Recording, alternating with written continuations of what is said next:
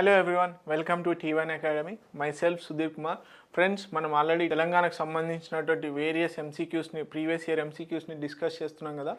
దాంట్లో భాగంగా మనం ఇండియన్ జాగ్రఫీ చూస్తున్నాం. సో ఇండియన్ జాగ్రఫీలో ఈరోజు మొదటి క్వశ్చన్ కనుక చూసుకున్నట్లయితే ఫస్ట్ క్వశ్చన్ వచ్చేసి, ఈ కింది వారాల్లో దేనిని వన్యప్రాణి వారంగా జరుపుకుంటారు అని అడుగుతున్నాడు. దేనిని వన్యప్రాణి వారంగా జరుపుకుంటారు అని చెప్పేసి అంటున్నాడు. Wild life protection week. Okay, so first option వచ్చేసి అక్టోబర్ 2 నుంచి 8, సెకండ్ ఆప్షన్ వచ్చేసి అక్టోబర్ 15 నుంచి 21 వరకు, థర్డ్ ఆప్షన్ వచ్చేసి జూన్ 1 నుంచి జూన్ 7 వరకు, ఫోర్త్ ఆప్షన్ వచ్చేసి జూన్ 15 నుంచి జూన్ 21 వరకు. ఫ్రెండ్స్, ఈ వన్యప్రాణి సంరక్షణ వారంగా ఎప్పటి నుంచి జరుపుకుంటున్నామంటే మెయిన్గా ఎన్నోది అంటే 67th. ఓకే, ఈ 67th దాన్ని వన్యప్రాణులను సంరక్షించాలి, ప్లస్ వన్యప్రాణులకు అలాగే వాటి యొక్క ఆవాసాలను కూడా కాపాడాలన్న ఒక ఇంటెన్షన్తో ఏం చేస్తున్నారు, ఈ వన్యప్రాణి వీక్ని వన్యప్రాణి వారాన్ని జరుపుకోవడం జరుగుతుంది. ఇది దేశవ్యాప్తంగా జరుపుకుంటున్నారు. ఇది మెయిన్గా రీసెంట్గా 2021 ఏదైతే ఉందో 2021లో ఈ 67th వీక్ని జరుపుకోవడం జరిగింది, వైల్డ్ లైఫ్ వీక్గా. సో మెయిన్గా ఇది ఎప్పుడు అంటే అక్టోబర్ 2 నుంచి అక్టోబర్ 8 వరకు ఉన్నటువంటి వారం ఏదైతే ఉందో ఆ వీక్ని వైల్డ్ లైఫ్ వీక్గా జరుపుకుంటున్నాం అన్నమాట. సో ఈ 2021 థీమ్ కనుక చూసుకున్నట్లయితే forest and livelihoods sustaining people and planet అని చెప్పేసి అంటున్నారు. Forest and livelihood sustaining people and planet అని చెప్పేసి ఈ వైల్డ్ లైఫ్ వీక్ యొక్క థీమ్ 2021 గాను. ఓకే, సో నెక్స్ట్ క్వశ్చన్ కనుక చూసుకున్నట్లయితే భారతదేశంలోని పులుల సంరక్షణ కేంద్రం మొదటిసారిగా అధికార మస్కట్ను ఏర్పరచుకుంది. ఏ పులుల సంరక్షణ కేంద్రం, ఏ టైగర్ రిజర్వ్ అధికార మస్కట్ను ఏర్పరచుకుంది అని చెప్తున్నాడు. సో ఫస్ట్ ఆప్షన్ వచ్చేసి పెరియార్ పులుల సంరక్షణ కేంద్రం, సెకండ్ ఆప్షన్ వచ్చేసి శ్రీశైలం పులుల సంరక్షణ కేంద్రం, థర్డ్ ఆప్షన్ వచ్చేసి కన్హా పులుల సంరక్షణ కేంద్రం, ఫోర్త్ వచ్చేసి సుందర్బన్స్ పులుల సంరక్షణ కేంద్రం. ఫ్రెండ్స్, ఈ మస్కట్ను మొదటిసారిగా ఇండియాలో ఏ టైగర్ రిజర్వ్ అయితే అనుకుంటున్నామో ఆ టైగర్ రిజర్వ్ వచ్చేసి కన్హా, ఇది మధ్యప్రదేశ్లో ఉంది. Third option is the correct answer. Kanha tiger reserve ఏదైతే ఉందో అది మొదటిసారిగా అధికారికంగా ఒక మస్కట్ను ఏర్పరచుకోవడం జరిగింది. ఫ్రెండ్స్, అలాగే మనకి ఎన్ని పులుల సంరక్షణ కేంద్రాలు, ఎన్ని టైగర్ రిజర్వ్స్ ఉన్నాయి అని అడిగితే అవి 53. ప్రస్తుతం ఇండియాలో 53 టైగర్ రిజర్వ్స్ ఉన్నాయి. ఈ టైగర్ రిజర్వ్స్ని నేషనల్ టైగర్ కన్జర్వేషన్ అథారిటీ గుర్తించడం జరుగుతుంది. ఇది ఒక స్టాచ్యుటరీ బాడీ. దీన్ని వైల్డ్ లైఫ్ ప్రొటెక్షన్ యాక్ట్ 1972 ప్రకారం, వన్యప్రాణుల సంరక్షణ చట్టం 1972 ప్రకారం ఈ నేషనల్ టైగర్ కన్జర్వేషన్ అథారిటీని ఏర్పరచడం జరిగింది. ఇది ఒక చట్టపరమైన సంస్థ. ఇది పులుల సంరక్షణ కేంద్రాలకు సంబంధించి, అలాగే పులుల గణనకు సంబంధించి, పులుల సంరక్షణకు సంబంధించి కూడా ఈ నేషనల్ టైగర్ కన్జర్వేషన్ అథారిటీకి పూర్తి అధికారాలు అనేటివి ఉన్నాయి. ఓకే, ఇది రీసెంట్గా 53వ టైగర్ రిజర్వ్ని ప్రకటించడం జరిగింది. అలాగే ఎన్ని సంవత్సరాలకు ఒకసారి టైగర్ సెన్సస్ అనేది అంటే పులుల లెక్కింపును అనేది జరుపుతారు అంటే ఎవ్రీ 4 years. అంటే 2006 మొట్టమొదటిసారిగా 2006లో ఈ పులుల గణన అనేది నిర్వహించడం జరిగింది. అప్పటి నుంచి ప్రతి 4 సంవత్సరాలకు ఒకసారి ఈ పులుల లెక్కింపు అనేది జరుగుతుంది. రీసెంట్గా అంటే 2018లో ఈ పులుల రీసెంట్గా జరిగిందనమాట. 2018లో ఈ పులుల గణన అనేది జరిగింది. మెయిన్గా వచ్చేసి మధ్యప్రదేశ్ టాప్లో ఉంది, తర్వాత కర్ణాటక ఉంది. అలాగే పులుల సంరక్షణ కేంద్రాలు, టైగర్ రిజర్వ్స్ ఏవైతే ఉన్నాయో ఆ టైగర్ రిజర్వ్స్ కూడా వచ్చేసి ఎక్కువగా మనకు మధ్యప్రదేశ్లోనే ఉంటాయి, తర్వాత వచ్చేసి కర్ణాటక, ఈ విధంగా అన్నమాట. సో మెయిన్గా ఇది ఈ బూర్సింగ్ ది బారాసింగా అనే ఏదైతే ఉందో ఇది అధికార మస్కట్ కన్హా నేషనల్ టైగర్ రిజర్వ్కి. సో మెయిన్గా ఇక్కడ పెరియార్ టైగర్ రిజర్వ్ వచ్చేసి మనకి కేరళలో ఉంది, శ్రీశైలం వచ్చేసి ఏపీలో ఉంది, సుందర్బన్స్ వచ్చేసి వెస్ట్ బెంగాల్లో ఉంది. సో ఈ టైగర్ రిజర్వ్స్ ఏ స్టేట్స్లో ఉన్నాయి అనేది కూడా ఇంపార్టెంట్. ఓకే, మొత్తంగా 53 టైగర్ రిజర్వ్స్ ఉన్నాయి. నేషనల్ టైగర్ కన్జర్వేషన్ అథారిటీ వచ్చేసి ఈ టైగర్ రిజర్వ్స్ని ప్రకటించడం జరుగుతుంది. 2018లో చివరి లెక్కింపులు జరిగినాయి పులులకు సంబంధించి. 2022లో మొట్టమొదటిసారిగా పులులు ప్లస్ అలాగే ఎలిఫెంట్ సెన్సెస్ని మొట్టమొదటిసారిగా కలిపి జరపబోతున్నారు. అంటే పులుల గణన ప్లస్ అలాగే ఏనుగుల యొక్క గణన అనేది మొట్టమొదటిసారిగా గణన అనేది చేయబోతున్నారు 2022లో. అంటే ఎవ్రీ 5 yearsకి యాక్చువల్గా అయితే ఎలిఫెంట్స్ కూడా జరుగుతుంది. కాకపోతే ఈసారి ఏమైంది, 2 మ్యాచెస్ అవుతున్నాయి అనమాట. సో 2 ఎట్ ఏ టైం చేస్తున్నారు. ఓకే, దీనికి ఎంస్ట్రిప్ అనే ఒక సాఫ్ట్వేర్, ఎంస్ట్రిప్ అనేది యూజ్ చేసి ఈ పులుల గణన అనేది చేయడం జరుగుతుంది. అది కూడా గమనించాల్సిన విషయం. ఓకే, రీసెంట్గా ఏదైతే 53rd టైగర్ రిజర్వ్ అని ఏదైతే అనుకుంటున్నామో అది కంబైన్డ్ ఏరియా అండి. అది కంబైన్డ్ ఏరియా ఎక్కడ, గురు ఘాసీదాస్ నేషనల్ పార్క్ ఏదైతే ఉందో, సంజయ్ నేషనల్ పార్క్ అని దానికి ఇంకో పేరు, plus Tamor Pingla wild life sanctuary ఏదైతే ఉందో ఛత్తీస్గఢ్లో, ఇది ఎక్కడ లొకేట్ అయి ఉందండి, ఛత్తీస్గఢ్లో లొకేట్ అయి ఉన్నాయి. ఈ 2 నేషనల్ పార్క్ ఒకటి ఈ Tamor Pingla wild life sanctuary, ఈ 2ని కలిపి 53వ టైగర్ రిజర్వ్గా ప్రకటించడం జరిగింది. ఎక్కడ, ఛత్తీస్గఢ్లో ఉంది, Chhattisgarh. Okay, 52nd tiger reserve అంటే 53rd కంటే 52nd ముందు కదా, అది ఎక్కడ అంటే రామ్గర్ విస్దారి వైల్డ్ లైఫ్ సాంచురీ ఏదైతే ఉందో దాన్ని 52వ పులుల సంరక్షణ కేంద్రం టైగర్ రిజర్వ్గా ప్రకటించడం జరిగింది. ఇది రాజస్థాన్లో వచ్చేసి 4th వన్ అన్నమాట. ఓకే, ఎన్నోది, 4వది. ఇంతకు ముందు ఏముండే, రత్నంబోర్, సరిస్కా, ముకుంద్రా. ఓకే, ఈ 4 టైగర్ రిజర్వ్స్ అనేవి మనకి ఇప్పుడు రాజస్థాన్లో ఉన్నాయి. హైయెస్ట్ టైగర్ రిజర్వ్స్ వచ్చేసి మధ్యప్రదేశ్, తర్వాత కర్ణాటక ఉంది. సో రాజస్థాన్లో వచ్చేసి 4. ఆ 4 ఏంటి అంటే ఈ రామ్గర్ విస్దారి వైల్డ్ లైఫ్ సాంచురీతో పాటు రత్నంబోర్, సరిస్కా, ముకుంద్రా. సో ఈ 4 టైగర్ రిజర్వ్స్ కూడా రాజస్థాన్లో ఉన్నాయి. ఓకే, నెక్స్ట్ క్వశ్చన్ కనుక చూసుకున్నట్లయితే, నెక్స్ట్ క్వశ్చన్ వచ్చేసి కింది వాటిలో ఏ రాష్ట్రంలో లోక్తక్ సరస్సు ఉంది అని అడుగుతున్నాడు. కింది వాటిలో ఏ స్టేట్లో మనకి లోక్తక్ లేక్ ఉందని అడుగుతున్నాడు. సో ఫస్ట్ ఆప్షన్ వచ్చేసి మణిపూర్, సెకండ్ ఆప్షన్ వచ్చేసి అస్సాం, థర్డ్ ఆప్షన్ వచ్చేసి అరుణాచల్ ప్రదేశ్, ఫోర్త్ ఆప్షన్ వచ్చేసి త్రిపుర. ఫ్రెండ్స్, మనందరికీ తెలుసు ఈ లోక్తక్ దగ్గరే ఒక నేషనల్ పార్క్ ఉంది, ఫేమస్ నేషనల్ పార్క్. ఏంటి, కిబుల్ లంజావో నేషనల్ పార్క్ అనేది ఉంది. ఇది ప్రపంచంలోనే ఏకైక ఫ్లోటింగ్ నేషనల్ పార్క్, అంటే నీటిపై తేలియాడేటువంటి నేషనల్ పార్క్ ఏదైతే ఉందో కిబుల్ లంజావో నేషనల్ పార్క్, అది ఎక్కడ ఉంది, ఈ లోక్తక్ సరస్సు దగ్గరనే ఉంది. సో ఇక్కడ ఇంకోటి ఏంటి అంటే ఏవైతే ఈ ఫ్లోటింగ్ ఉంటుందో ఆ ఫ్లోటింగ్ని లోకల్ లాంగ్వేజ్లో పుమిడీస్ అని పిలుస్తారు. వాటిని పుమిడీస్ అని పిలవడం జరుగుతుంది. ఓకే, లోక్తక్ సరస్సులో దగ్గర ఈ నేషనల్ పార్క్లో ఒక ఫేమస్ క్రిటికల్లీ ఎండేంజర్డ్ స్పీసీ ఉంది. అది ఏంటి అంటే షాంఘై డీర్. దీన్ని డాన్సింగ్ డీర్ అని కూడా అంటారు. షాంఘై డీర్నే డాన్సింగ్ డీర్ అని కూడా అంటారు. ఇది క్రిటికల్లీ ఎండేంజర్డ్, IUCN స్టేటస్లలో ఇది క్రిటికల్లీ అంతరించిపోవడానికి దగ్గర ఉన్నటువంటి జీవులలో దీన్ని చేర్చడం జరిగింది. మెయిన్గా ఈ లోక్తక్ సరస్సు ఏదైతే ఉందో ఇది ఎక్కడ ఉంది అంటే మణిపూర్ స్టేట్లో ఉంది. ఓకే, మణిపూర్ రాష్ట్రంలో ఈ లోక్తక్ సరస్సు అనేది ఉంది. ప్లస్ ఇంకోటి ఏంటంటే ఇది రామ్సార్ సైట్స్ అలాగే మాంట్రెక్స్ రికార్డ్స్లో కూడా ఈ లోక్తక్ సరస్సు అనేది రికార్డ్ అయి ఉంది. సో రామ్సార్ సైట్స్ అనేవి మనకు చాలా ఇంపార్టెంట్. ఏదైతే ఇరాన్లో ఉన్నటువంటి రామ్సార్ కన్వెన్షన్ ద్వారా ఈ రామ్సార్ సైట్స్ని గుర్తించడం జరుగుతుంది. అంటే ఎకలాజికల్గా అక్కడ ఆ సరస్సులలో ఏదైనా ఎకలాజికల్ చేంజెస్ జరుగుతున్నాయి అంటే ఆ సరస్సును ప్రొటెక్ట్ చేయడానికి రామ్సార్ సైట్స్లోకి తీసుకురావడం జరుగుతుంది. సో ఆ విధంగా ఆ సరస్సులను ప్రొటెక్ట్ చేస్తారన్నమాట. Okay, so Manipur Loktak lake అనేది మణిపూర్లో ఉంది. ఓకే, ఇక్కడ వచ్చేసి కిబుల్ లంజావో నేషనల్ పార్క్ ఉంది. Sangai deer is the main important species, critically endangered. Okay, next question కనుక చూసుకున్నట్లయితే కింది వాటిలో భారతదేశంలో అత్యధికంగా ఆలుగడ్డలు పండిస్తున్న రాష్ట్రం ఏది అని అడుగుతున్నాడు. ఆలుగడ్డలు పండిస్తున్న రాష్ట్రం ఏది అని అడుగుతున్నాడు. సో ఫస్ట్ ఆప్షన్ వచ్చేసి పంజాబ్, సెకండ్ ఆప్షన్ వచ్చేసి ఉత్తరప్రదేశ్, థర్డ్ ఆప్షన్ వచ్చేసి మహారాష్ట్ర, ఫోర్త్ ఆప్షన్ వచ్చేసి త్రిపుర. ఫ్రెండ్స్, చాలామందికి తెలుసు Uttar Pradesh is the top protector. Okay, production పరంగా ఉత్పత్తి పరంగా ఉత్తరప్రదేశ్ టాప్లో ఉంది. తర్వాత వెస్ట్ బెంగాల్, తర్వాత బీహార్, తర్వాత వచ్చేసి గుజరాత్ ఉందన్నమాట ప్రొడక్షన్స్లో. ఓకే, అత్యధికంగా ఆలుగడ్డలు పండిస్తున్నటువంటి టాప్ స్టేట్స్ ఏవి అంటే ఫస్ట్ ఉత్తరప్రదేశ్, తర్వాత వచ్చేసి వెస్ట్ బెంగాల్, తర్వాత బీహార్, తర్వాత గుజరాత్. ఓకే, నెక్స్ట్ క్వశ్చన్ కనుక చూసుకున్నట్లయితే సౌత్ ఏషియాలోనే క్రియాశీలంగా ఉన్న ఏకైక అగ్నిపర్వతం ఉన్న బ్యారన్ దీవి భారతదేశంలోనే ఉంది అంటున్నాడు. సో చూడండి, అంటే క్వశ్చన్ నుంచి కూడా మనం సబ్జెక్ట్ నేర్చుకోవచ్చు ఈ సిరీస్లో. మెయిన్గా అంటే బ్యారన్ దీవి అనేది భారతదేశంలోనే ఉంది, అది ఏకైక క్రియాశీలకంగా ఉన్నటువంటి అగ్నిపర్వతం అంట. ఓకే, ఇక్కడ మనకు సబ్జెక్ట్ వచ్చింది, అది ఎక్కడ ఉంది అనేది ఈ క్వశ్చన్. ఓకే, ఫస్ట్ ఆప్షన్ వచ్చేసి గుజరాత్, సెకండ్ ఆప్షన్ వచ్చేసి అండమాన్ నికోబార్ దీవులు, థర్డ్ ఆప్షన్ వచ్చేసి లక్షద్వీపులు, ఫోర్త్ ఆప్షన్ వచ్చేసి Assam.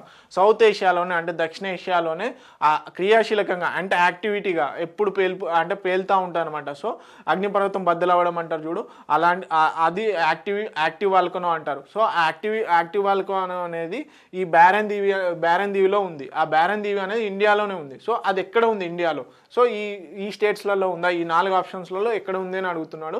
So friends, second option is the correct answer. Second option Andaman Nicobar దీవులలో ఈ బ్యారన్ ఐలాండ్ అనేది ఉంది. ఇది యాక్టివ్ వాల్కనో. ఓకే, సో ఒకసారి ఈ అండమాన్ నికోబార్ దీవుల గురించి కనుక గమనించినట్లయితే మనకి ఇక్కడ అండమాన్ నికోబార్ అనేటి మనకి సౌత్ అండమాన్, మిడిల్ అండమాన్, అలాగే నార్త్ అండమాన్ అని ఉంటుంది. మెయిన్గా పోర్ట్ బ్లేర్ ఏదైతే ఉందో ఇది సౌత్ అండమాన్లో ఉంటుంది. ప్లస్ ఇంకా ఇక్కడే మిడిల్ అండమాన్ దగ్గరలోనే మనకి ఈ బ్యారన్ ఐలాండ్ అనేది ఉంది. ఓకే, మెయిన్గా ఇండియాకి భౌగోళికంగా చిట్ట చివరి ప్రాంతం అంటే మెయిన్ ఇండియా ప్లస్ అంటే అవుటర్ ఇండియాస్ ఉంటాయి కదా, అలాగే ఈ లక్షద్వీపులు కానీ అండమాన్ నికోబార్స్ కానీ కనుక తీసుకున్నట్లయితే దాంట్లో భాగంగా చిట్ట చివరి ప్రాంతం ఎక్కడ ఉంది అంటే మనకి ఇందిరాకాల్ అనేది నార్త్లో టాప్ మోస్ట్ టిప్ అయితే మనకి ఇందిరా పాయింట్ అనేది సౌత్లో లీస్ట్ పాయింట్ అనమాట. సో ఆ ఇందిరా పాయింట్ అనేది ఎక్కడ ఉందండి అంటే ఈ నికోబార్ ఐలాండ్స్లో ఉంది. ఇక్కడ 6°45 ఏదైతే ఉందో ఆ 6°45 ఇందిరా పాయింట్ ఏదైతే ఉందో అది నికోబార్ ఐలాండ్స్లో ఉందన్నమాట. అంటే ఇది మనము దీన్ని బట్టి ఏంటి, భూమధ్య రేఖకి అత్యంత దగ్గరగా ఉన్నటువంటి ఇండియాకు సంబంధించిన ప్రాంతం ఏది అంటే అది ఇందిరా పాయింట్. దీన్నే పిగ్మోలియన్ పాయింట్ అంటారు, పారసన్ పాయింట్ అని కూడా అంటారు. 10 degrees ఛానల్ ఏదైతే ఉందో 10 degrees ఛానల్ ఏదైతే ఉందో అది అండమాన్ని ప్లస్ నికోబార్స్ని విడదీస్తుంది అనమాట. ఓకే, సో మెయిన్గా రీసెంట్గా ఏం చేశారు మన ప్రధానమంత్రి నరేంద్ర మోడీ గారు కొన్ని పేర్లను మెయిన్గా నికోబార్ ఐలాండ్స్లో ఉన్నటువంటి ఐలాండ్స్ యొక్క పేర్లను చేంజ్ చేయడం జరిగింది. సో దాంట్లో భాగంగా రాస్ ఐలాండ్ ఏదైతే ఉందో దాన్ని నేతాజీ సుభాష్ చంద్రబోస్ ఐలాండ్గా, అలాగే నీల్ ఐలాండ్ ఏదైతే ఉందో నీల్ ఐలాండ్ని షహీద్ ద్వీప్ ఐలాండ్గా, అలాగే హెవలాక్ ఐలాండ్ ఏదైతే ఉందో దాన్ని స్వరాజ్ ఐలాండ్గా పేర్లు మార్చడం జరిగింది. ఓకే, మనకి పోర్ట్ బ్లేర్ ఇవన్నీ లిటిల్ అండమాన్, లోయర్ అండమాన్ ఇవి ఎట్లా అంటే క్రోనలాజికల్ అంటే సౌత్ నుంచి నార్త్ కానీ నార్త్ నుంచి సౌత్కి కానీ అడిగే ఛాన్సెస్ ఉంటాయి. సో చూసుకోండి, మనము భూమధ్య రేఖకి నార్త్ సైడ్ ఉన్నాం. ఓకే, సో దానికి భూమధ్య రేఖకు దగ్గరగా ఉన్నటువంటి ప్రాంతం ఏది, ఇందిరా పాయింట్. అది ఎక్కడ ఉంది, నికోబార్ ఐలాండ్స్లో ఉంది. సో అండమాన్ నికోబార్ ఏ డిగ్రీ ఛానల్ విడదీస్తుంది అంటే 10 degree channel, 10 degree north latitude. Okay, so ఇవి ఈ నికోబార్ ఐలాండ్స్లో రీసెంట్గా ప్రధానమంత్రి గారు ఏదైతే నేమ్స్ చేంజ్ చేశారో, మోడీ గారు ఈ నేమ్స్ చేంజ్ చేశారు. రాస్ ఐలాండ్ నేతాజీ సుభాష్ చంద్రబోస్ ఐలాండ్గా, నీల్ ఐలాండ్ని షహీద్ ద్వీప్ ఐలాండ్గా, హెవలోక్ ఐలాండ్ని స్వరాజ్ ఐలాండ్గా చూసుకోవాలి. ఇలాంటివి చాలా మటుకు ఇంపార్టెంట్. చూసారా, ఇవి కరెంట్ అఫైర్స్ కానీ జాగ్రఫీగా ఏ విధంగా ఉపయోగపడుతున్నాయనే చూడండి. అంటే మనం పేపర్ చదివేటప్పుడు కానీ కరెంట్ అఫైర్స్ చదివేటప్పుడు ఇంటర్లింకింగ్ చేస్తూ ఉండాలి. అవి సబ్జెక్ట్లో ఏ విధంగా అంటే స్టాటిక్ పోర్షన్లో ఏ విధంగా ఇంపాక్ట్ చేస్తున్నాయని ఖచ్చితంగా గమనిస్తూ ఉండాలి. ఓకే, నెక్స్ట్ క్వశ్చన్ కనుక చూసుకున్నట్లయితే భారతదేశంలోని ఖనిజాలకు సంబంధించిన జతలను గమనించండి అని అంటున్నాను. ఫస్ట్ ఆప్షన్ వచ్చేసి రాగి జార్ఖండ్, సెకండ్ ఆప్షన్ వచ్చేసి నికెల్ ఒడిస్సా, సి వచ్చేసి టంగ్స్టన్ కేరళ. సో వీటిలో ఏవి సరిగా జతపరిచి ఉన్నాయి, సరిగా అంటున్నాడు, ఏవి కరెక్ట్ మ్యాచింగ్లో ఉన్నాయని అడుగుతున్నాడు. సో ఫస్ట్ ఆప్షన్ వచ్చేసి ఏబి మాత్రమే, సెకండ్ ఆప్షన్ వచ్చేసి ఏసీ మాత్రమే, సెకండ్ ఆప్షన్ వచ్చేసి బి మాత్రమే, థర్డ్ ఆప్షన్ వచ్చేసి ఏసీ మాత్రమే, ఫోర్త్ ఆప్షన్ వచ్చేసి ఏబి మరియు సి అంటున్నాడు. సో మనకి ఫ్రెండ్స్ తెలుసు ఆల్రెడీ, రాగి అంటేనే మనకు కాపర్ అంటేనే గుర్తొచ్చేసి రాజస్థాన్ K3 మైన్స్, అలాగే జార్ఖండ్. సో ఇది కరెక్ట్గా మ్యాచ్ అయి ఉంది. నెక్స్ట్ వచ్చేసి నికెల్ ఒడిస్సా అంటున్నాడు. గమనించండి, నికెల్ ప్రొడక్షన్లో ఒడిస్సా నుంచి 93% వస్తుంది. భారతదేశంలో ఉత్పత్తి అయ్యే ఏదైతే నికెల్ ఉందో దాంట్లో ప్రొడక్షన్లో ఒడిస్సాలోనే ఎక్కువగా జరుగుతుంది. So Odisha is the correct. Next వచ్చేసి టంగ్స్టన్ కేరళ అంటున్నాడు.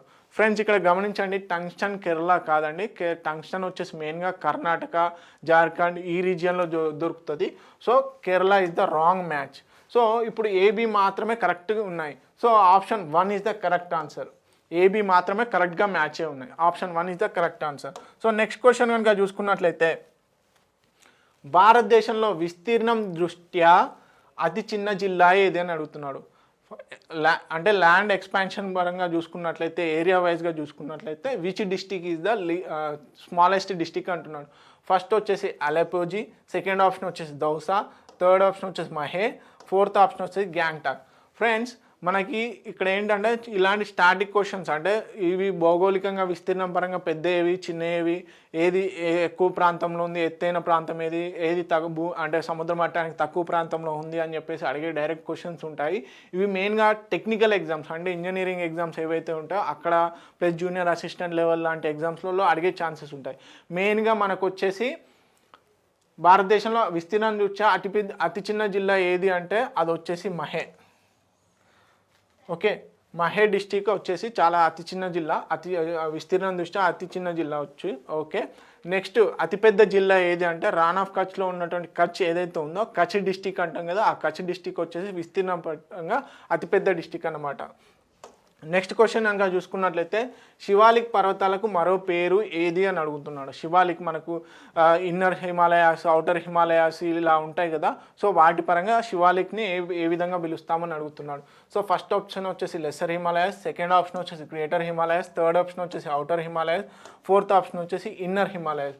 ఫ్రెండ్స్ మనకి గ్రేటర్ హిమాలయాస్ అంటే తెలుసు, ఈ గ్రేటర్ హిమాలయాస్లోనే మెయిన్గా కాంచన్జంగా కానీ ప్లస్ అలాగే మౌంట్ ఎవరెస్ట్ కానీ ఇవన్నీ కూడా ఈ గ్రేటర్ హిమాలయాస్లోనే ఉన్నాయి. సో శివాలిక్ వచ్చేసి మెయిన్గా outer Himalayas. Okay, third option is the correct answer.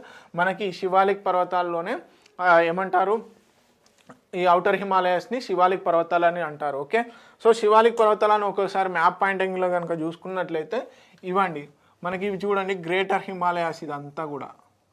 So దీంట్లోనే కాంచన్జంగా కానీ ప్రపంచంలో ఉన్నటువంటి అత్యంత ఎత్తైన పర్వతాలలో ఈ గ్రేటర్ హిమాలయాస్లోనే 9 ఉన్నాయి. ఓకే, తర్వాత ఇది వచ్చేసి శివాలిక్ రేంజ్, ఇది మొత్తంగా అవుటర్గా ఉంటుంది. ఓకే, ఇది ఎక్కడి నుంచి ఎక్కడికి విస్తరించి ఉంది అంటే పోత్వార్ ప్లాటూ నుంచి తీస్తా రివర్ మధ్యలో ఏదైతే రీజియన్ ఉందో ఇక్కడ నుంచి మొదలుకుంటే ఇక్కడ వరకు ఏదైతే ఉందో ఈ రీజియన్ అంటే పోత్వార్ ప్లాటూ ప్లస్ తీస్తా రివర్ ఏవైతే ఉన్నాయో ఆ ప్రాంతంలో విస్తరించి ఉన్నాయి.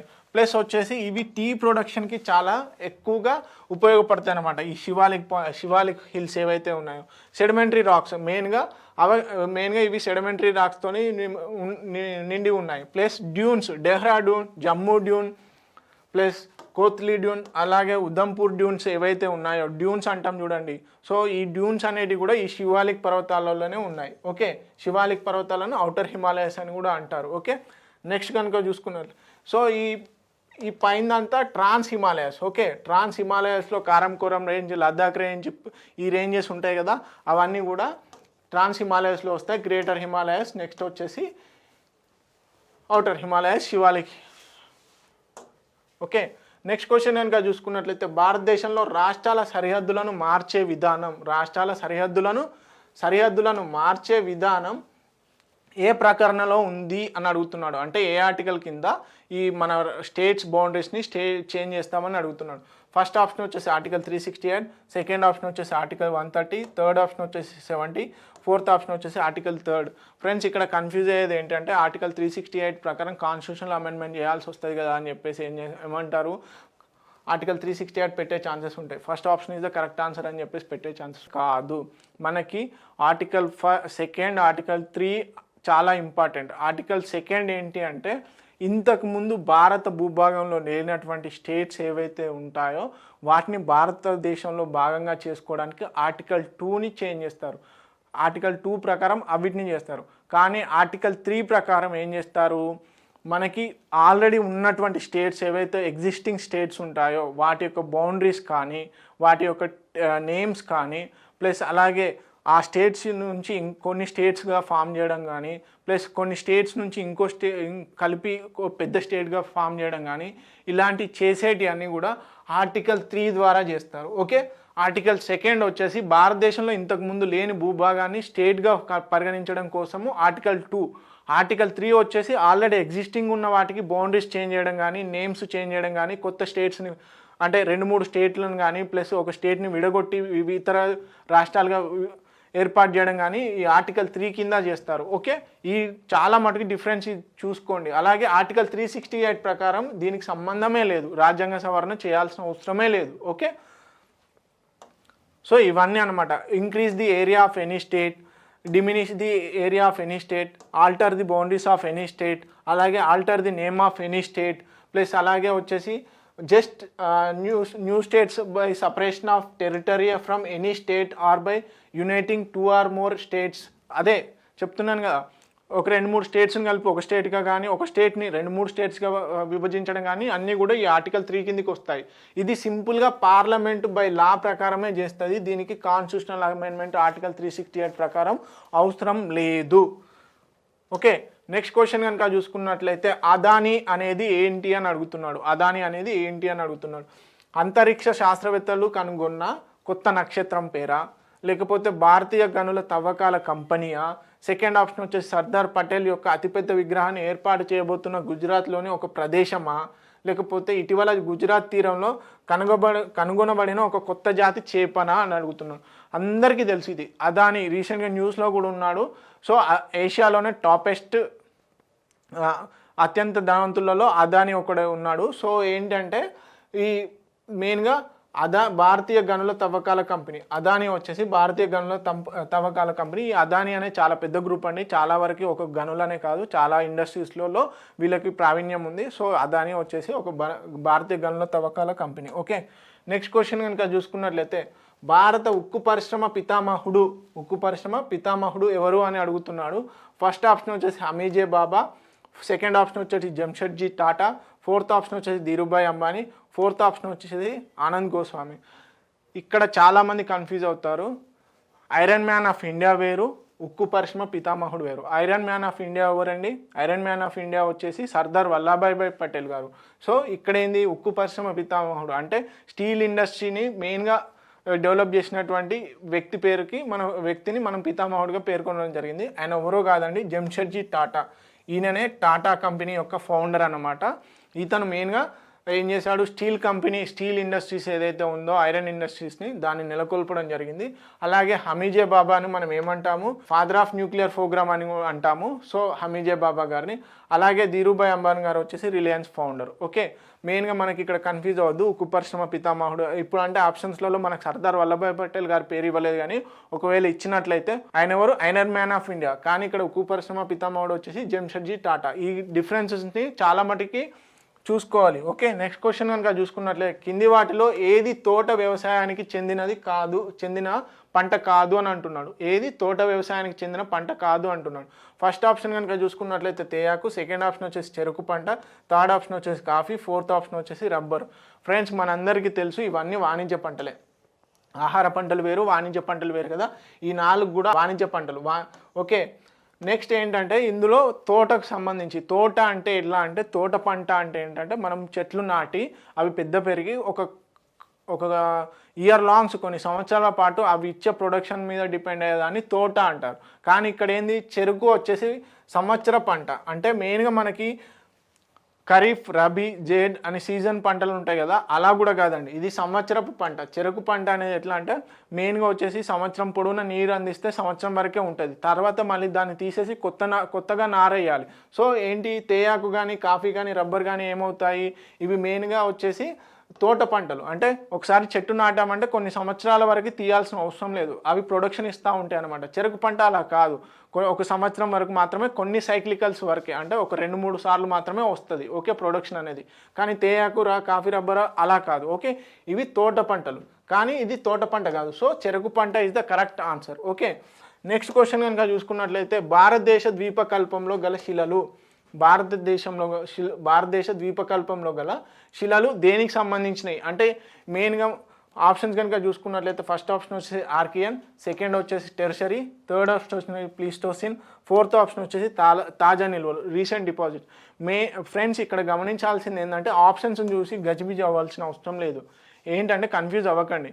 ఇవి ఏంటంటే మనకు జియోలాజికల్ సైకిల్ అంటే మెయిన్గా ఏంటంటే భూమి ఏర్పడినప్పటి నుంచి కొన్ని యుగాలను కానీ కొన్ని సంవత్సరాలను కానీ మనము ఒక స్కేల్ లాగా విభజించడం జరిగింది. దానికి సంబంధించినప్పుడు అంటే ఆ ఈవెంట్స్ జరిగినప్పుడు ఆ సందర్భంలో వాటికి ఆ పేర్లు ఇవ్వడం జరిగింది. సో జియోలాజికల్ స్కేల్ ఏదైతే ఉందో దాన్ని బేస్ చేసుకొని భారతదేశ ద్వీపకల్పంలో ఉన్నటువంటి పెనిన్సులర్ ఇండియాలో అంటే మెయిన్గా ఏదైతే ప్లాటూ ఇండియా ఉందో దానికి సంబంధించిన శిలలు ఏ యుగానికి సంబంధించినవి అని అడుగుతున్నాడు.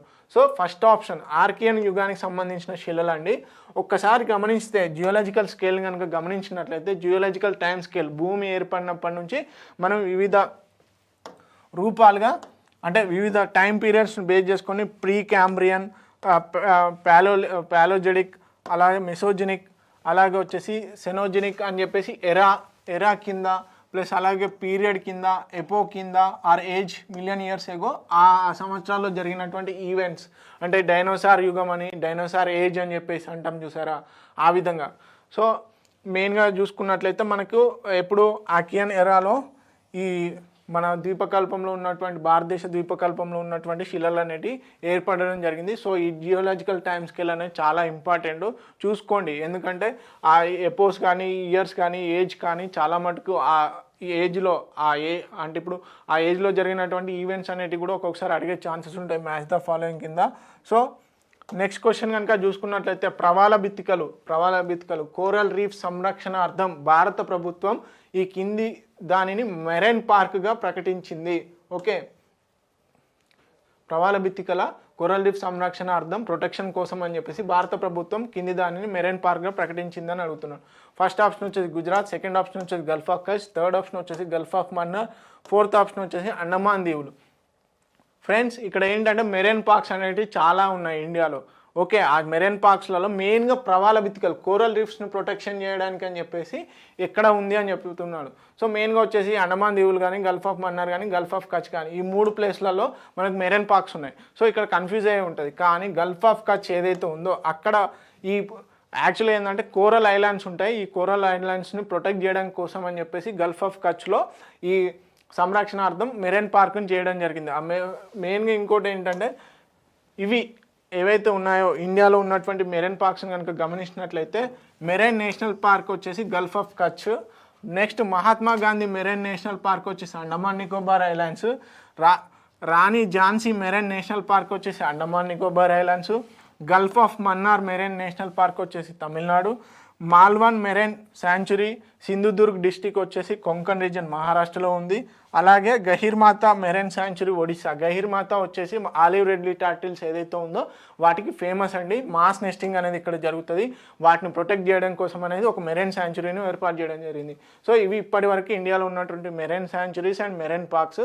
చాలా జాగ్రత్త. ఇక్కడ ఏంటంటే మెయిన్గా గల్ఫ్ ఆఫ్ కచ్లో కోరల్ రీఫ్ ఐలాండ్స్ ఉంటాయి. వాటిని ప్రొటెక్ట్ చేయడం కోసమని మెరైన్ పార్క్ చేశారు. ఓకే, నెక్స్ట్ క్వశ్చన్ కనుక చూసుకున్నట్లయితే గంగా మైదాన ప్రాంతంలో వర్షపాత తీవ్రత ఈ విధంగా తగ్గుతూ పోతుంది అని అంటున్నాడు. సో ఫస్ట్ ఆప్షన్ వచ్చేసి ఉత్తరం నుంచి దక్షిణంకు, సెకండ్ ఆప్షన్ వచ్చేసి దక్షిణం నుంచి ఉత్తరంకు, థర్డ్ ఆప్షన్ వచ్చేసి తూర్పు నుంచి పడమరకి, ఫోర్త్ ఆప్షన్ వచ్చేసి పడమర నుంచి తూర్పుకి. ఫ్రెండ్స్ మనందరికీ తెలుసు మెయిన్గా భారతదేశం వచ్చేసి మాన్సూన్ డిపెండెంట్, అంటే వర్షాభావ పరిస్థితుల మీదనే మన అగ్రికల్చర్ అనేది డిపెండ్ అయి ఉంది. అది మెయిన్గా సౌత్ వెస్ట్ మాన్సూన్ ఏదైతే నైరుతి ఋతుపవనాలు ఉన్నాయో ఆ నైరుతి ఋతుపవనాలను బేస్ చేసుకొని మన వర్షపాతం అనేది మన భారతదేశంలో ఎక్కువగా ఉంది. దాదాపుగా 70 to 75% ఆఫ్ ది వర్షాభావం అనేది మనకి ఆ నైరుతి ఋతుపవనాల ద్వారానే జరుగుతుంది. మనకు జూన్ ఫస్ట్ వీక్లో ఈ నైరుతి ఋతుపవనాలు అనేవి భారతదేశాన్ని కేరళలో మొదటిసారిగా తాకడం జరుగుతుంది. సో ఒకసారి కనుక గమనించినట్లయితే మనకి మెయిన్గా నైరుతి ఋతుపవనాలు అనేవి ఇక్కడ నుంచి వస్తాయండి. ఈ సౌత్ వెస్ట్ మాన్సూన్ అనేది ఇక్కడ నుంచి వస్తుంది. ఇలా వచ్చినప్పుడు కేరళను మొదటిసారిగా తాకి తర్వాత ఇక్కడ ఏమవుతుంది అంటే 2 పాయింట్స్గా అంటే 2 చీలికలుగా అవుతుంది. ఒకటి వెస్ట్ సైడ్ వస్తుంది, ఒకటి ఈస్ట్ సైడ్ వెళ్తూ ఉంటుంది. సో ఇలా వెళ్ళినటువంటి ఈ నైరుతి ఋతుపవనాలు ఏదైతే ఉందో క్రమక్రమంగా ఏమవుతాయంటే మెయిన్గా ఈస్ట్ సైడ్ ఉన్నటువంటిది మనకి ఇక్కడ మయన్మార్లో ఉన్నటువంటి ఈ పూర్వాంచల్ హిల్స్ ఏవైతే ఉన్నాయో ఆ ప్లేస్ని ఢీకొట్టినాక మళ్ళీ రిటర్న్ అవుతాయి ఈ విధంగా. సో ఈ విధంగా వచ్చే క్రమంలో వాటి యొక్క తీవ్రత అంటే మెయిన్గా ఇక్కడ ఉన్నటువంటి ఇంటెన్సిటీ ఏదైతే ఉందో అవి క్రమక్రమంగా తగ్గుతూ వెళ్తూ ఉంటుంది. ఎందుకు దూరం వెళ్ళే కొద్దీ అవి వర్షాభావానికి గురయ్యి ప్లస్ వర్షాన్ని కురుస్తూ ఈ విధంగా వాటి యొక్క తీవ్రతను తగ్గుతూ మెయిన్గా తూర్పు నుంచి పడమరకు పోయే కొద్దీ గంగా నది మైదానం ఏదైతే ఉందో ఈ ప్రాంతం ఏదైతే ఉందో తూర్పు నుంచి పడమరకు వెళ్ళే కొలది వాటి యొక్క ఇంటెన్సిటీ తీవ్రత అనేది తగ్గుతూ ఉంటుంది అన్నమాట. ఓకే, చాలా సుదూర ప్రాంతం అనేది ప్రయాణిస్తాయి కాబట్టి ఆల్రెడీ వాటి యొక్క తీవ్రత తగ్గిపోతుంది. అందుకని చెప్పేసి తూర్పు నుంచి పడమరకు వెళ్ళే కొద్దీ మనకేమవుతుంది తీవ్రత అనేది తగ్గిపోతూ ఉంటుంది. సో నెక్స్ట్ క్వశ్చన్ కనుక చూసుకున్నట్లయితే భారతదేశంలో సో ఇక్కడ ఏమవుతుంది థర్డ్ ఆప్షన్ తూర్పు నుంచి పడమరకి వెళ్ళే కొద్దీ వాటి యొక్క తీవ్రత అనేది తగ్గుతూ ఉంటుంది. ఓకే, నెక్స్ట్ క్వశ్చన్ కనుక చూసుకున్నట్లయితే భారతదేశంలో పరిమాణాన్ని బట్టి అత్యంత చిన్న జిల్లా ఏది అని అడుగుతున్నాడు. అగైన్ రిపీటెడ్ క్వశ్చన్స్ అనేటివి వస్తాయి ఎక్కువగా టెక్నికల్ ఎగ్జామ్స్, ఇంజనీరింగ్ ఎగ్జామ్స్ కానీ మెడికల్ ఎగ్జామ్స్ కానీ ప్రిపేర్ అయ్యే వాళ్ళు చూడండి. గ్రూప్స్ వాళ్ళు అంటే వేరు. సో ఇలాంటి క్వశ్చన్స్ కొంచెం డైరెక్ట్గా అడిగే ఛాన్సెస్ ఉంటాయి. రిపీటెడ్ క్వశ్చన్సే వస్తాయి కాబట్టి ఒకసారి ఫోకస్ చేయండి ఏ క్వశ్చన్స్ వస్తున్నాయి అనేది.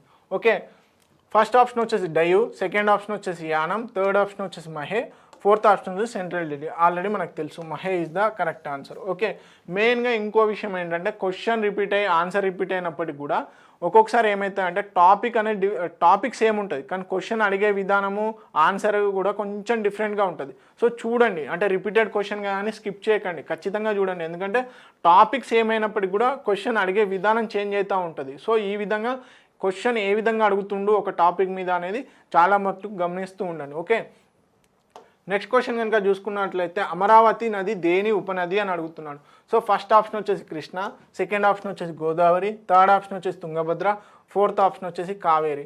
ఫ్రెండ్స్ మన అందరికీ తెలుసు ఈ మూడు నదుల గురించి. ఎందుకు ఆల్రెడీ మనం తెలంగాణ జాగ్రఫీ చదువుకున్నాము, ఇండియన్ జాగ్రఫీ కూడా చదువుకున్నాము. ప్లస్ తెలుగు రాష్ట్రాల వాళ్ళకి కృష్ణా యొక్క ఉపనదులు, గోదావరి యొక్క ఉపనదులు కొట్టిన పిండి.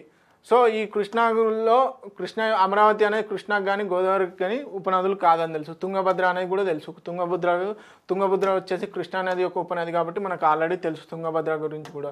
సో కావేరీ నది is the correct answer. Kaveri నది యొక్క ఉపనదియే ఈ అమరావతి నది. ఓకే, ఒకసారి కనుక గమనించినట్లయితే మనం కావేరీ రివర్ ఎక్కడ ఆరిజిన్ అయింది, అది ఎక్కడ కలుస్తుంది అని కనుక గమనించినట్లయితే కావేరీ రివర్ మెయిన్గా వచ్చేసి తల్కవేరి అనే బ్రహ్మగిరి హిల్స్ ఏదైతే ఉందో వెస్టర్న్ ఘాట్స్లో ఉన్నటువంటి బ్రహ్మగిరి రేంజ్ దగ్గర ఈ కొడగు అనే కూర్గు డిస్టిక్లో కర్ణాటక రాష్ట్రంలో ఈ కావేరీ రివర్ అనేది ఆరిజిన్ అవుతుంది. మెయిన్గా ఇంకొక విషయం ఏంటంటే కావేరీ రివర్ ద్వారా వచ్చినటువంటి వాటర్ దేశంలో ఏదైనా ఒక రివర్ని పూర్తిగా వాడుకుంటున్నాము, దాంట్లో ఉన్నటువంటి వాటర్ని పూర్తిగా వాడుతున్నాము అంటే అది Kaveri river. 90% of the water అనేది వేస్ట్ అవ్వదు కావేరీ రివర్లో. ఎందుకు, దాంట్లో మెయిన్గా కర్ణాటక, తమిళనాడు, అలాగే కేరళ, పాండిచ్చేరి ఈ స్టేట్స్ ఏవైతే ఉన్నాయో ఈ స్టేట్స్ అనేవి ఆ వాటర్ని పూర్తిగా యూటిలైజ్ చేసుకుంటున్నాయి. భారతదేశంలో ఏకైక రివర్ పూర్తిగా దాదాపుగా యూజ్ చేసుకుంటున్నటువంటి రివర్ ఏదైతే ఉందంటే అది కావేరీ రివర్ అప్ టు 90%. ఈ శివసముద్రం వాటర్ ఫాల్స్ ఏదైతే ఉందో అది కావేరీ రివర్ పైన లొకేట్ అయి ఉంది. ఓకే, మెయిన్గా కావేరీ కనుక మెయిన్గా ఈ అమరావతి నది గురించి కూడా తెలుసుకోవాలంటే అన్నమలై హిల్స్ ఏదైతే ఉందో అన్నమలై హిల్స్ రేంజ్ ఏదైతే ఉందో అక్కడ ఉన్నటువంటి పలాయ్ హిల్స్లో ఈ మంజంపట్టి దగ్గర ఈ అమరావతి రివర్ అనేది ఆరిజినేట్ ఉంది. సో మెయిన్గా వచ్చేసి కరూరు, ఎక్కడైతే ఈ కరూరు అనే ప్రాంతం ఏదైతే ఉందో ఈ అమరావతి రివర్ ఈ కరూరు అనేది ఇక్కడ ఉంటుంది. ఈ కరూరులో కలుస్తుంది అన్నమాట కావేరీ రివర్లో. ప్లస్ అలాగే గ్రాండ్ అనకట్ అనేది కావేరీ రివర్ పైన నిర్మించడం జరిగింది. ఓకే, నెక్స్ట్ క్వశ్చన్ కనుక చూసుకున్నట్లయితే కింద పేర్కొన్న ఏ పర్వత శ్రేణుల్లో రెండు వైపుల వాలులపై అంటే 2 సైడ్ స్లోప్స్ ఉంటాయి కదా, ఆ స్లోప్లపై విభిన్న వృక్ష సంపద ఉంది అని అడుగుతున్నాడు. డిఫరెంట్ ప్లాంటేషన్ ఏ పర్వత శ్రేణులలో ఉంది అని అడుగుతున్నాడు. ఫస్ట్ ఆప్షన్ వచ్చేసి ఆరావళి, సెకండ్ ఆప్షన్ వచ్చేసి తూర్పు కనుమలు, థర్డ్ ఆప్షన్ వచ్చేసి వింధ్య పర్వతాలు, ఫోర్త్ ఆప్షన్ వచ్చేసి పశ్చిమ కనుమలు. ఫ్రెండ్స్ మన అందరికీ తెలుసు ఏంటి, వెస్టర్న్ ఘాట్స్కు వెస్ట్ సైడ్ వచ్చేసి ఏమవుతుంది ఎక్కువగా వర్షపాతం ఉంటుంది, ఈస్ట్ సైడ్ వచ్చేసి తక్కువ వర్షపాతం ఉంటుంది.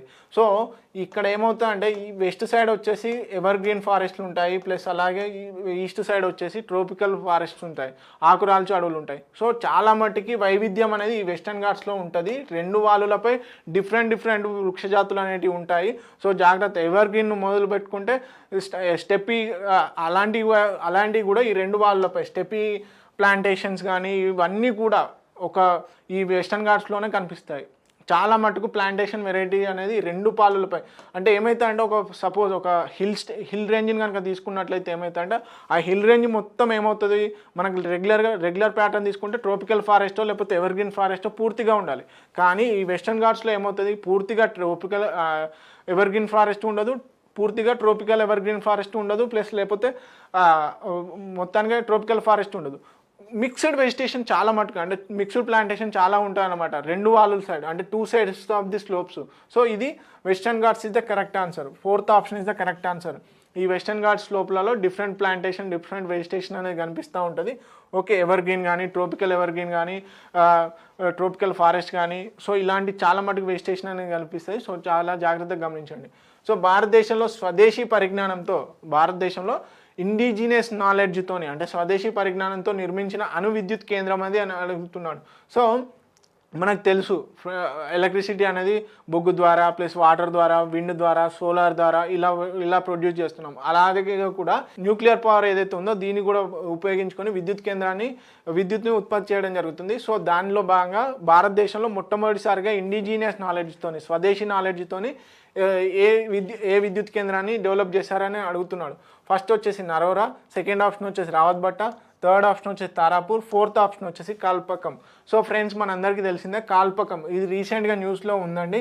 కాల్పకం న్యూక్లియర్ పవర్ ప్లాంట్ ఏదైతే ఉందో it's completely indigenously developed power plant అన్నమాట, nuclear power plant. Okay, so ఒకసారి కనుక గమనించినట్లయితే మనకి ఎక్కడ ఉందండి కాల్పకం పవర్ ప్లాంట్ వచ్చేసి మనకి తమిళనాడులో ఉంది. ఓకే, సో ఇవన్నీ వేరియస్ ఇప్పటివరకు ఉన్నటువంటి ఇండియాలో ఉన్నటువంటి న్యూక్లియర్ పవర్ ప్లాంట్స్ ఇవి ఇక్కడ కనుక గమనించినట్లయితే ఈ కార్కాపూర్ ప్లస్ నరోరా రాజస్థాన్లో ఉన్నటువంటిది ప్లస్ అలాగే కైకా తార్పూర్ ఇవన్నీ కూడా ఏవి ప్రజెంట్గా బిల్డింగ్లో ఉన్నాయి అనేది కూడా క్లియర్గా మెన్షన్ చేయడం జరిగింది. Go through this map. వాటి యొక్క కెపాసిటీస్ నరోరాలో వచ్చేసి 2 × 220 మెగావాట్స్ అంటే మొత్తంగా 440 మెగావాట్స్ అనేది ఈ నరోరాలో ఉత్పత్తి జరుగుతుంది. సో ఎక్కడెక్కడ ఈ కాల్పకంలో కూడా వచ్చేసి 440 మెగావాట్స్ 2 న్యూక్లియర్ పవర్ ప్లాంట్స్ ఉంటాయి. అలాగే కోవాడ వచ్చేసి 1000 మెగావాట్స్ అంటే 6000 మెగావాట్స్ 6 అలాంటి న్యూక్లియర్ పవర్ ప్లాంట్స్ 6 ఉన్నాయి. బిల్డ్ చేయడానికి రెడీ అవుతుంది కోవాడ. ఇక్కడ ఎల్లో కలర్లో చూపించినవన్నీ రెడీ అంటే బిల్డింగ్లో ఉన్నాయి. కానీ నరోరా వచ్చేసి ప్లస్ కార్కాపూర్ వచ్చేసి తార్పూర్ వచ్చేసి కైగా వచ్చేసి మద్రాస్ వచ్చేసి ఇవన్నీ ఆల్రెడీ ఎగ్జిస్టింగ్లో ఉన్నాయి అంటే ఆపరేటింగ్లో ఉన్నాయి. ఓకే, నెక్స్ట్ కనుక చూసుకున్నట్లయితే భారతదేశంలో పోటు శక్తి అధికంగా లభించే ప్రాంతం ఏది అని అడుగుతున్నాడు. ఫస్ట్ ఆప్షన్ వచ్చేసి కొంకన్ తీరం, సెకండ్ ఆప్షన్ వచ్చేసి కోరమండల్ తీరం, థర్డ్ ఆప్షన్ వచ్చేసి మలబార్ తీరం, 4th ఆప్షన్ వచ్చేసి గుజరాత్ తీరం. ఫ్రెండ్స్ ఏం లేదండి, టైర్స్ తెలుసు కదా, ఆ టైర్స్ను ఉపయోగించి మనము పవర్ని ఏ విధంగా పవర్ డెవలప్ చేస్తామన్నమాట. సో ఆ పవర్ డెవలప్ చేసేటువంటి ఆపర్చునిటీ అంటే ఎక్కడ ఎక్కువగా ఉంది అని చెప్పేసి అడుగుతున్నాడు. ఈ అనేది పోటు శక్తి అనేది ఎక్కడ ఏ ప్రాంతంలో లొకేట్ అయి ఉందని అడుగుతున్నాడు. మెయిన్గా ఈ విధంగా ఏదైతే టైర్స్ వస్తాయో ఆ టైర్స్ నుంచి టర్బైన్స్ని తిప్పి దాని ద్వారా వచ్చినటువంటి ఎలక్ట్రిసిటీని ప్రొడ్యూస్ చేయడం జరుగుతుంది అనమాట, టర్బైన్స్ని తిప్పడం ద్వారా.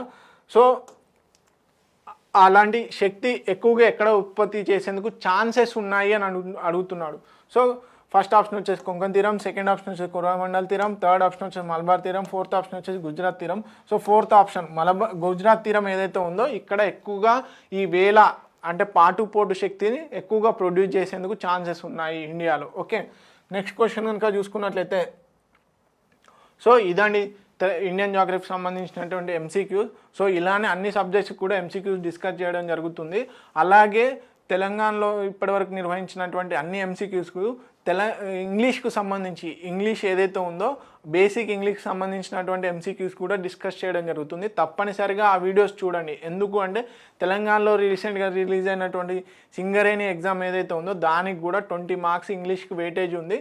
సో చాలా జాగ్రత్తగా ఆ ఎంసీక్యూస్ని చూడండి. చాలా మటుకి ఈ ఇంగ్లీష్ సబ్జెక్ట్కి రిపీటెడ్ క్వశ్చన్స్ వస్తూ ఉంటాయి. కాన్సెప్ట్ సేమ్ కాబట్టి క్వశ్చన్ చేంజ్ అవ్వచ్చు కానీ కాన్సెప్ట్ సేమ్ ఉంటుంది కాబట్టి చాలా మటుకి రిపీటెడ్ ఓరియంటెడ్లోనే వస్తాయి. సో చాలా జాగ్రత్తగా మేడం క్లాసెస్ వినండి. అలాగే T1 అకాడమీని సబ్స్క్రైబ్ చేయండి. Thank you so much.